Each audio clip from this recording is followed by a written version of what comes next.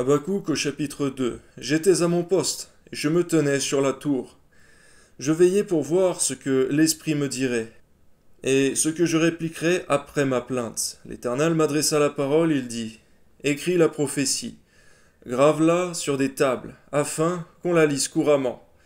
Car c'est une prophétie dont le temps est déjà fixé. Elle marche vers son terme, et elle ne mentira pas. Si elle tarde, attends-la, car elle s'accomplira certainement. Voici, son âme s'est enflée, elle n'est pas droite en lui, mais le juste vivra par sa foi. Amen. C'est vrai, c'était la préfiguration déjà, Seigneur mon Dieu, de ce que serait en Christ que nous serions sauvés. Amen. Pareil à celui qui est ivre et arrogant, l'orgueil ne demeure pas tranquille. Il élargit sa bouche comme le séjour des morts, il est insatiable, comme la mort, il attire à lui toutes les nations. Il assemble auprès de lui tous les peuples. Ne sera-t-il pas pour tous un sujet de sarcasme, de raillerie et d'énigmes? On dira, malheur à celui qui accumule ce qui n'est pas à lui. Jusqu'à quand? Malheur à celui qui augmente le fardeau de ses dettes. Tes créanciers ne se lèveront-ils pas soudain? Tes oppresseurs ne se réveilleront-ils pas? Et tu deviendras une proie, parce que tu as pillé beaucoup de nations. Tout le reste des peuples te pillera.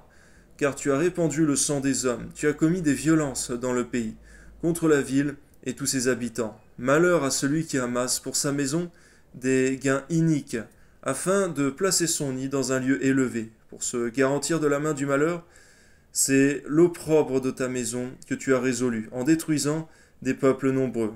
C'est contre toi-même que tu as péché, car la pierre crie du milieu de la muraille, et le bois qui lie la charpente lui répond. Malheur à celui qui bâtit une ville avec le sang, qui fonde une ville avec l'iniquité.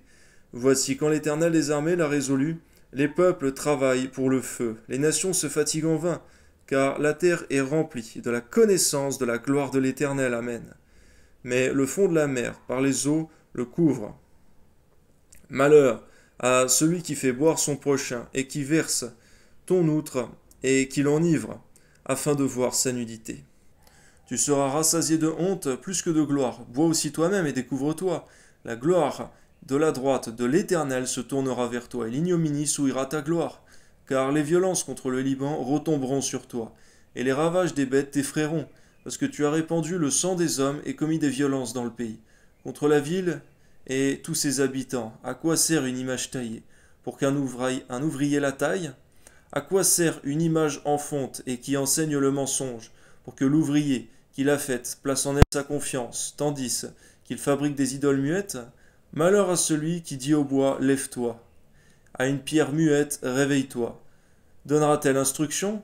Voici, elle est garnie d'or et d'argent, mais il n'y a point en elle un esprit qui l'anime. L'Éternel est dans son saint temple, que toute la terre fasse silence devant lui. Amen. Nom de Jésus.